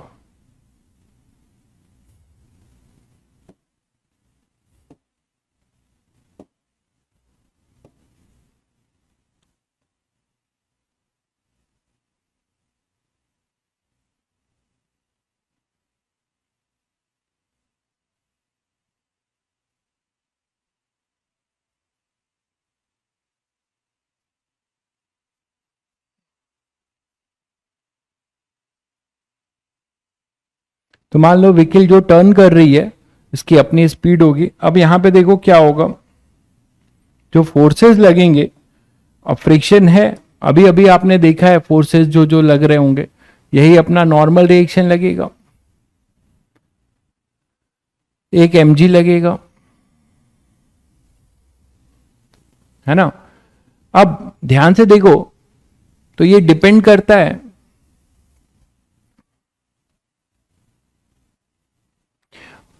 कि नॉर्मल रिएक्शन, अभी आपने देखा कि फ्रिक्शन की बात कर लेते हैं, बिल्कुल रेंज आएगी, बहुत बढ़िया भाई, बहुत बढ़िया। अगर आप ये फील कर पा रहे हैं कि रेंज आएगी तो समझ लीजिए कि आप समझ गए कि ये बैंक है और फ्रिक्शन भी है। तो अब आपके पास mg के जो कंपोनेंट होंगे वो क्या होगा, एक तो नॉर्मल रिएक्शन को बैलेंस करेगा। अब हम यहाँ जो कंपोनेंट ब्रेक करेंगे वो कैसे ब्रेक करेंगे, along the inclined plane and perpendicular to the inclined plane, है ना, along the inclined plane and perpendicular to the inclined plane। तो ये कुछ वैसा ही क्वेश्चन हो जाएगा, banking of road, bank road with friction. तो थोड़ा सा ट्राई करिए सभी बच्चे, जल्दी से ट्राई करिए, थोड़ा पानी पी लूं, एक्सप्रेशन निकालिएगा।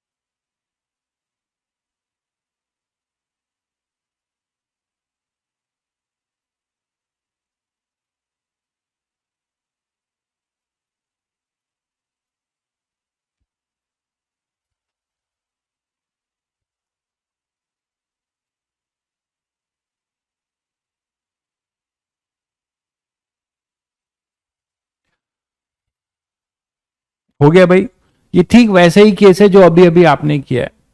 तो जैसे अभी नॉर्मल रिएक्शन आप रोटेटिंग फ्रेम में करना चाहेंगे तो आप रोटेटिंग फ्रेम में कर सकते हैं, ये हो जाएगा n, ये हो जाएगा mg, है ना।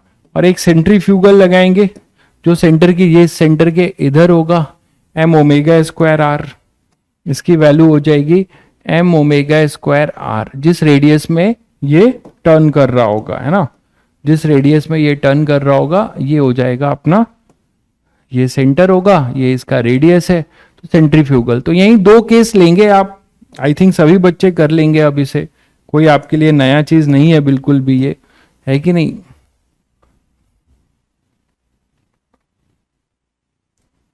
तो ये थीटा है तो ये आपका थीटा होगा, इधर अपने पास जो कंपोनेंट आएगा सेंट्रीफ्यूगल का वो हो जाएगा m omega square are cos theta, m omega square R sine theta. ये आ जाएगा अपने पास कितना, m ओमेगा स्क्वायर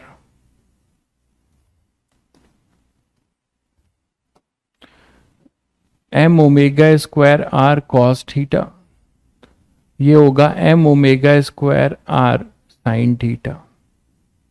और mg का ये थीटा तो ये भी थीटा, है ना, ये 90, ये 90 माइनस थीटा, ये थीटा। तो mg का कंपोनेंट इधर होगा mg cos थीटा और एक कंपोनेंट इधर होगा mg sin थीटा। तो ये आएगा mg cos थीटा और इधर होगा mg sin थीटा। ठीक है,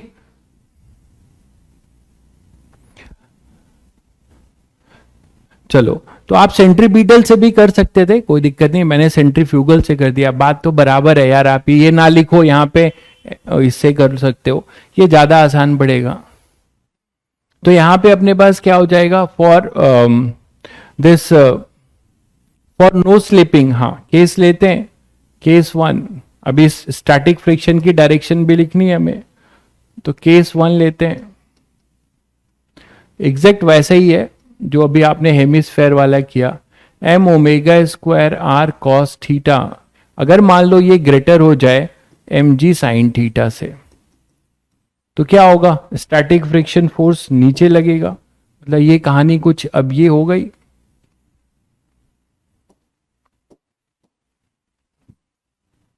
कि इस पे जो नेट फोर्स लगेगा व्हीकल पे,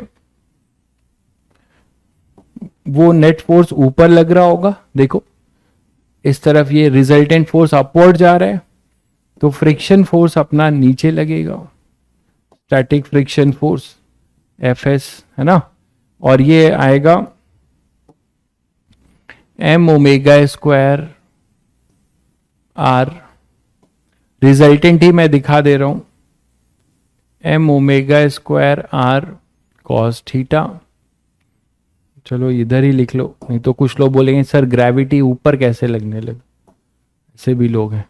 ये हो जाएगा अपने पास एम जी साइन थीटा। तो फॉर नो स्लीपिंग,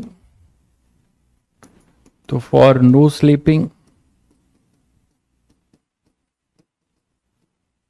क्या बोलोगे, M G sine theta plus F S is equal to M omega square are cos theta.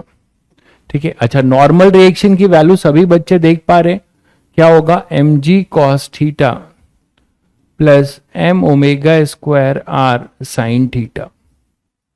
ये नॉर्मल रिएक्शन की वैल्यू हो जाएगी।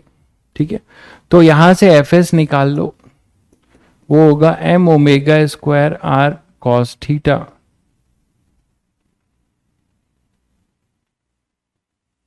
ओमेगा को बाद में वी स्क्वायर बाई आर कर देंगे।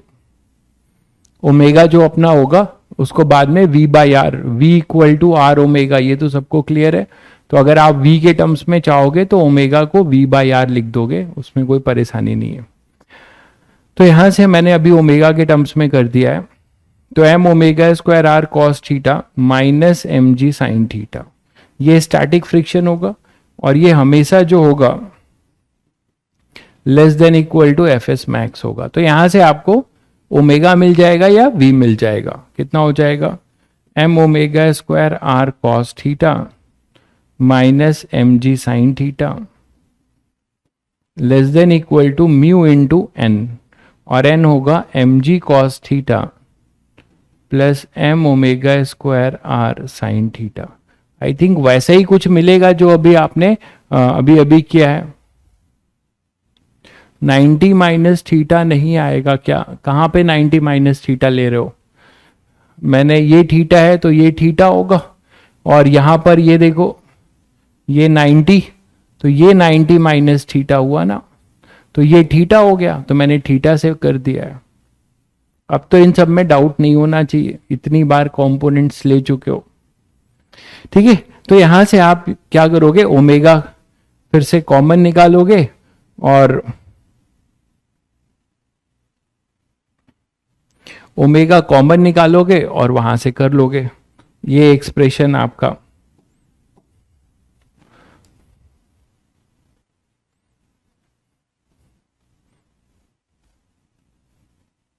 ठीक है, तो ये ओमेगा को सिंप्लीफाई कर लो, बस हो ही गया होगा बहुत लोगों का।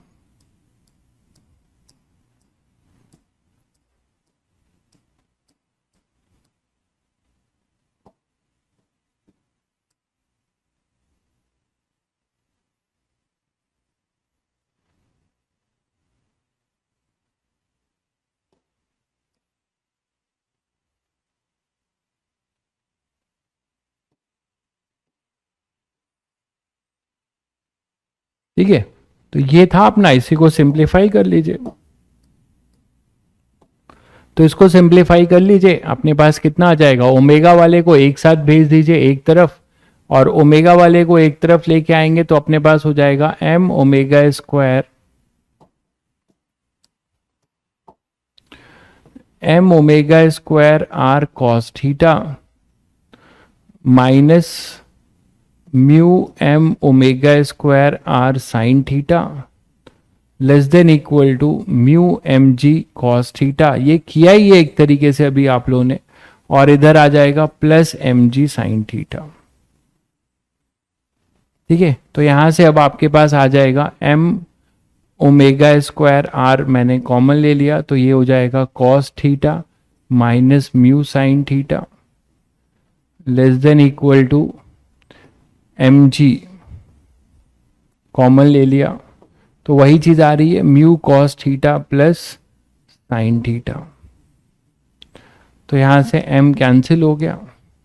तो ओमेगा स्क्वायर को आप v के टर्म्स में चाहते हो तो v को v equal to R omega, तो ओमेगा को आप लिख सकते हो v by are.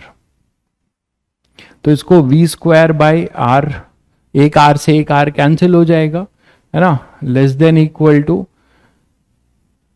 Sine theta plus mu cos theta upon में cos theta minus mu sine theta. तो v square less than equal to, ये g बचा रहेगा, r g sine theta plus mu cos theta upon में cos theta minus mu sine theta. ठीक है, इसको आप अंडर रूट करके ये हटा सकते हो, ये आ जाएगा। सर्कल का रोल क्या था? सर्कल में आपको ये बस बताने के लिए बताया था कि ये टर्न कर रहा है कर्व सरफेस पे, सर्कल का और कोई रोल नहीं है। ये आपको बस फील कराने के लिए कि वो एक ट्रेजेक्ट्री, जो कर्विलीनियर ट्रेजेक्ट्री में मूव कर रहा है, जिसका रेडियस ऑफ कर्वेचर कुछ है। तो यहां से आपको दिख रहा है कि लेस देन इक्वल टू, तो ये v मैक्स आएगा, इसी तरीके से v मिन आएगा। तो मैं अब डायरेक्ट रेंज लिख रहा हूं, आई थिंक कई बार कर चुके हैं हम लोग।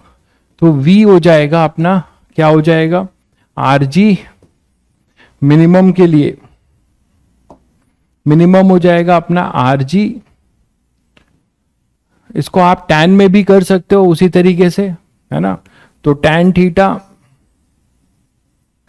प्लस म्यू अपॉन में 1 माइनस म्यू टैन थीटा, ये तो मैक्सिमम है। ठीक है, ये v मैक्स है, तो आप टैन थीटा के टर्म्स में कर लीजिए, या ऐसे रहना चाहते हैं ऐसे रख लीजिए। तो अपने पास जो v आएगा सेफ टर्निंग के लिए, रेंज जो आएगा वो आ जाएगा आर जी।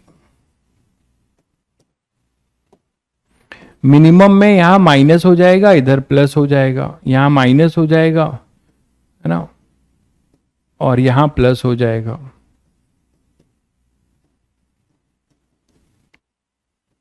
तो ये रिजल्ट्स कभी कभी मतलब आपको फायदा कर जाते हैं, खासकर जेई मेंस जैसे एग्जाम में।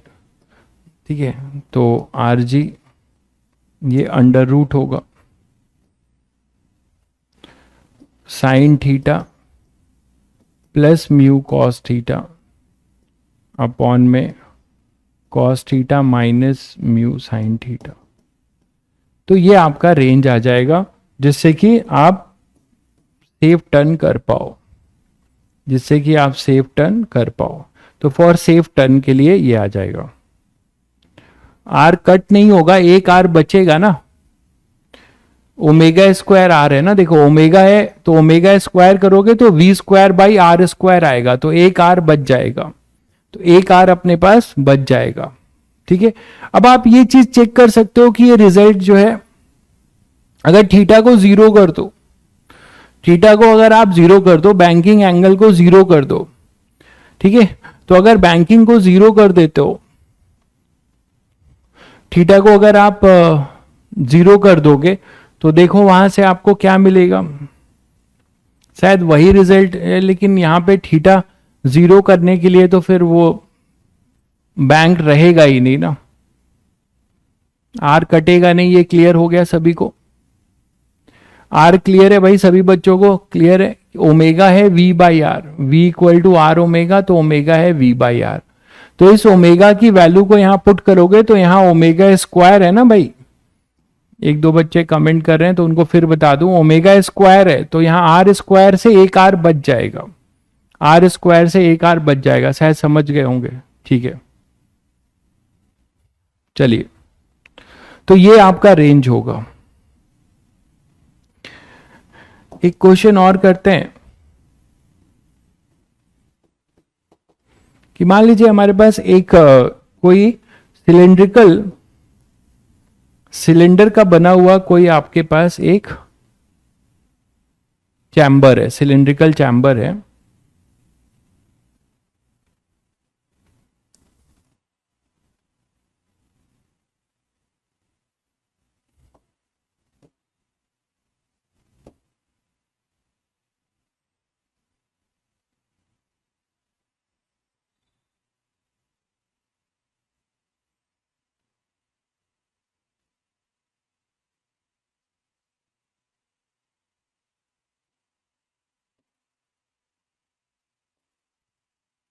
ठीक है, एक सिलेंड्रिकल चैम्बर है और ऐसे बंद है ये, ठीक है। तो ये पूरा क्लोज्ड है, दिख रहा होगा आपको, इसलिए मतलब शेडेड कर दिया जिससे आपको ये फील हो कि ये क्लोज्ड है। तो ये क्लोज्ड है, सिलेंड्रिकल है।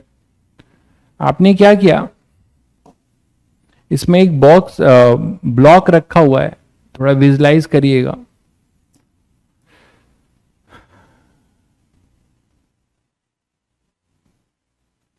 एक ब्लॉक रखा है आपने और ये कांस्टेंट, ये ऐसे ही है, आपने एक ब्लॉक रखा हुआ है और वो ब्लॉक जो है इस पे मूव करेगा, इसके कर्व वॉल पे ऐसे मूव कर रहा है।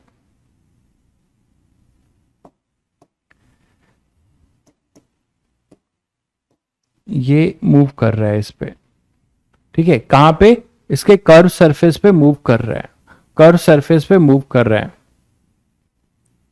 tan कैसे लिखा है, अरे आप cos से डिवाइड कर दो, आपको ऊपर नीचे cos से डिवाइड कर दो, tan का एक्सप्रेशन मिल जाएगा, है ना। साइन और cos है ना, तो cos से ऊपर भी डिवाइड करो, cos से नीचे भी करो, आपको tan का एक्सप्रेशन मिल जाएगा। तो ये ब्लॉक जो है वो क्या कर रहा है, वो इसके साइड में, मतलब इसके वॉल के साथ साथ मूव कर रहा है, और वॉल अपना रफ है, वॉल अपना रफ है, और इसका जो ये पार्ट है,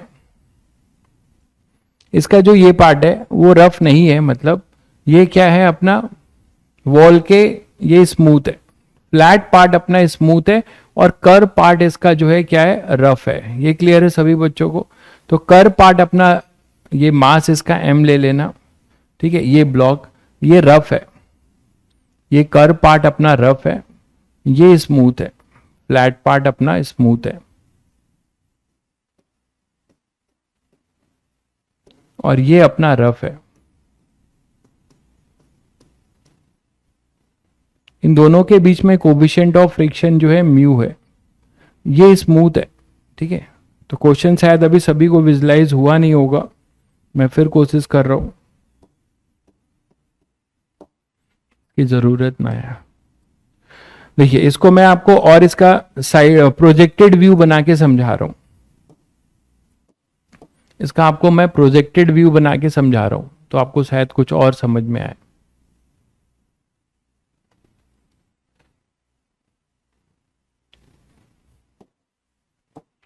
मतलब ये ऐसा है, देखो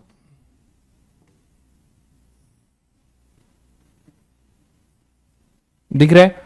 अब ये ब्लॉक जो है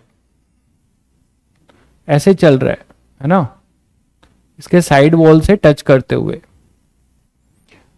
और ये कर्व है, ये कर्व पार्ट है, ये पूरा कर्व पार्ट जो है अपना, ये रफ है, ये रफ है, शायद आप समझ में आ गया होगा सभी को, ये रफ है। तो हमें जो है ये यहाँ पे कहीं सेंटर होगा, तो हमें अब क्या बताना है, बहुत सारी चीजें बतानी है। अब आप ये चीज देखो, आप ऐसे भी समझ सकते हो, इस चीज को आप ऐसे भी समझ सकते हो, ये सिलेंडर है, तो सिलेंडर का ये कर्व पार्ट है ना, सिलेंडर का ये कर्व पार्ट है, दिख रहा है सभी बच्चों को, सिलेंडर का ये कर्व पार्ट है, और ये पार्ट अपना फ्लैट है, ये जो अपना पार्ट है, ये कर्व दिख रहा है सभी को। हाफ सिलेंडर अगर आप कट करो तो ये आप इसको ऐसे कट कर सकते हो। अब ये जो अपना जो बॉल है वो ऐसे चल रहा है, ऐसे चल रहा है, ये जो ब्लॉक है वो इस तरीके से मोशन कर रहा है सर्कमफेरेंस पे, ऐसे मोशन कर रहा है, दिख रहा है सभी बच्चों को, इस तरीके से। और ये जो नीचे वाला फ्लैट सरफेस है ये स्मूथ है, ये कोई भी फ्रिक्शन नहीं लगा रहा है, ये ऐसे चल रहा है, ऐसे इसी पे ऐसे चल रहा है। शायद सबको समझ में आ गया होगा। चलिए तो फटाफट बता दीजिए कि पहला पार्ट है कि ये v वेलोसिटी से चल रहा है, v नॉट से आपने प्रोजेक्ट किया, v नॉट से, ठीक है, at t equal to 0 project कर दिया, ठीक है। तो ब्लॉक, मैं कुछ लिख भी दूं, ब्लॉक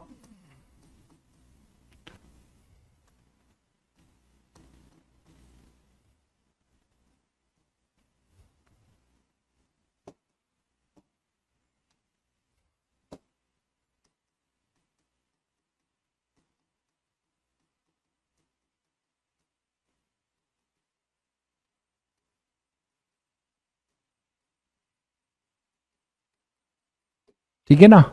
तो आपको बताना है फाइंड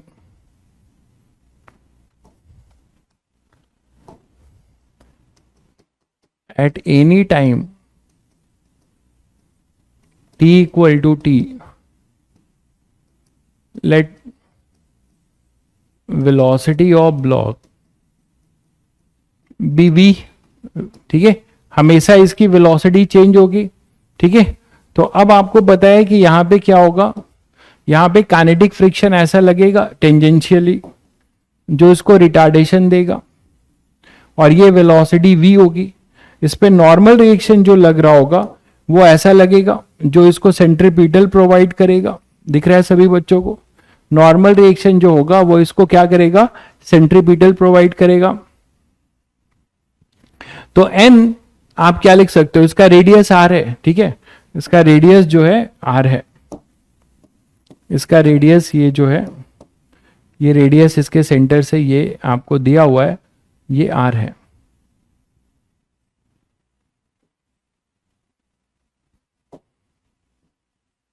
तो क्या लिखेंगे, ये रेडियस r है, तो इसको सेंट्रीपिटल कौन प्रोवाइड कर रहा है, आपसे n पूछ सकता है, तो n क्या लिखेंगे, किसी इंस्टेंट पे at t equal to t है।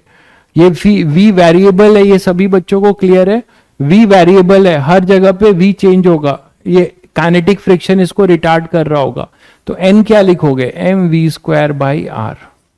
एफ के क्या हो जाएगा, म्यू इंटू एन। तो यहां पे बहुत बच्चे गलती क्या करेंगे, n को mg लिख देंगे, जो गलत हो जाएगा। यहां नॉर्मल रिएक्शन f के कर पार्ट पे लग रहा है, ये स्मूथ है तो यहां पे कुछ भी नहीं लग रहा है। इसका जो नॉर्मल रिएक्शन है फ्लैट पार्ट का, वो mg बैलेंस कर रहा है। फ्लैट पार्ट का जो नॉर्मल रिएक्शन है वो mg बैलेंस कर रहा है। तो यहां पे एफ के होगा म्यू इंटू एन, मतलब mu M V square by R. This is the value of kinetic friction which is a function of v। Normal reaction is also function of v। सब variable होंगे, हर moment पे v change होगा, और हर moment पे v change होगा तो सारी चीजें बदलती जाएगी। तो चलिए आपसे मैं ये पूछा जाए कि find the speed after one complete rotation. Speed हम निकालना चाह रहे हैं, एक अच्छा क्वेश्चन बन जाएगा इसमें। स्पीड आफ्टर वन कंप्लीट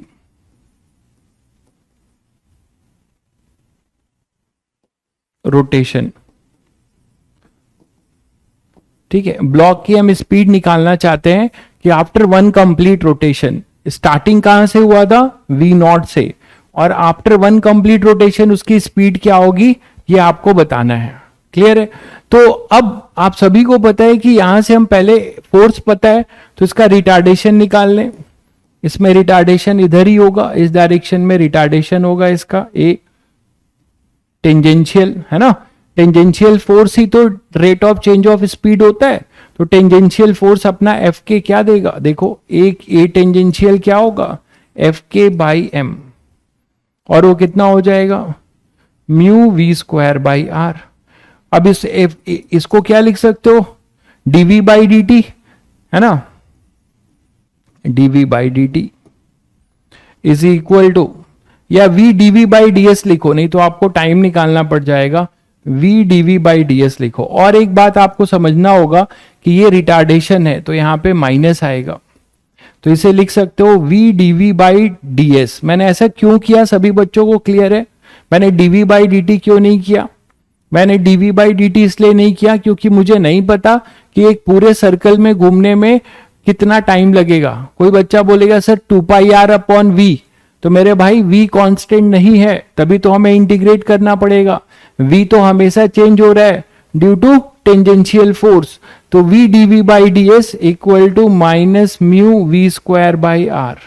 तो यहां से हम इंटीग्रेट करेंगे, एक v से v कैंसिल होगा, तो dv upon v equal to minus mu by R, और इधर होगा ds। तो आप बोलोगे सर क्या ds हमें पता है? बिल्कुल पता है। जब ये यहां से वन रोटेशन करके यहां पे आएगा तो कितना ले जाएगा, 2 पाई आर। ds की जगह dr नहीं आएगा भाई, ठीक है। dr क्यों लेके आ रहे हो, ये ही s है, ये ds है, इधर ds लिया है, टेंजेंशियल डायरेक्शन में ds लिया है, सर्कुम्फेरेंस, ठीक है। dr क्यों आएगा? ये इधर थोड़े मूव कर रहा है, इधर थोड़े मूव कर रहा है। अभी अभी तो सिखाया, बताया कि ये जो है इधर ही मूव कर रहा है, ये है अपना, ठीक है, ये मार्कर है तुम्हारा, ये मार्कर तुम्हारा क्या है, ब्लॉक है। तो ये ऐसे शुरू होगा, ऐसे मूव करेगा, ये इस तरीके से मूव कर रहा है, ठीक है। नॉर्मल रिएक्शन बेस का mg को बैलेंस कर रहा है, कर्व पार्ट का नॉर्मल रिएक्शन क्या दे रहा है, सेंट्रीपिटल फोर्स, और ये इस पे जब ये ऐसे मूव कर रहा है इस तरीके से, तो टेंजेंशियल फ्रिक्शन फोर्स इसको रिटार्ड कर रहा है। आई थिंक सभी को क्लियर होगा। तो यहां पे ds क्या लिखेंगे, 0 से 2 पाई r। क्लियर है? ये पूरा एक सर्कमफेरेंस घूम जाएगा, पूरा एक सर्कमफेरेंस घूम जाएगा भाई वन रोटेशन में। और यहां होगा v0 से कुछ v, इनिशियली v0 था, फिर 2 पाई r पे कुछ v हो गया। अब यहां से निकाल लो, इसका इंटीग्रेशन सभी को पता है क्या होगा, ln v upon v0 equal to minus mu by r into 2 pi r, जिसमें ये कैंसिल, तो ln v upon v0 equal to minus 2 pi mu. तो यहां से हमें v मिल जाएगा, v क्या हो जाएगा, v0 e की पावर माइनस 2 पाई म्यू। तो दैट इज योर स्पीड, है ना, this is your speed in after one rotation, after one rotation ये आपकी स्पीड है। आप फंक्शन बनाना चाहते हो तो यहां 2 पाई r के जगह पे वो फिर आपको डिस्टेंस लिखना पड़ेगा s, जो कि कैसा डिस्टेंस होगा, सर्कमफेरेंस पे जो डिस्टेंस चल रहा होगा। तो एक बढ़िया क्वेश्चन ये बन सकता है। ये क्लियर है सभी बच्चों को? ये क्लियर है? तो बच्चों अब आप लोग सर्कुलर मोशन पूरा जो है SCV से मैंने 1 से 14 तक कराया था, अब आप पूरा कर सकते हैं, ठीक है। SCV आप कंप्लीट कर सकते हैं सर्कुलर में, सर्कुलर मोशन में SCV आप कंप्लीट कर सकते हैं। तो ये जो बच्चे इंटरेस्टेड हैं वो ट्राई कर सकते हैं, ठीक है। SCV कंप्लीट चैप्टर है,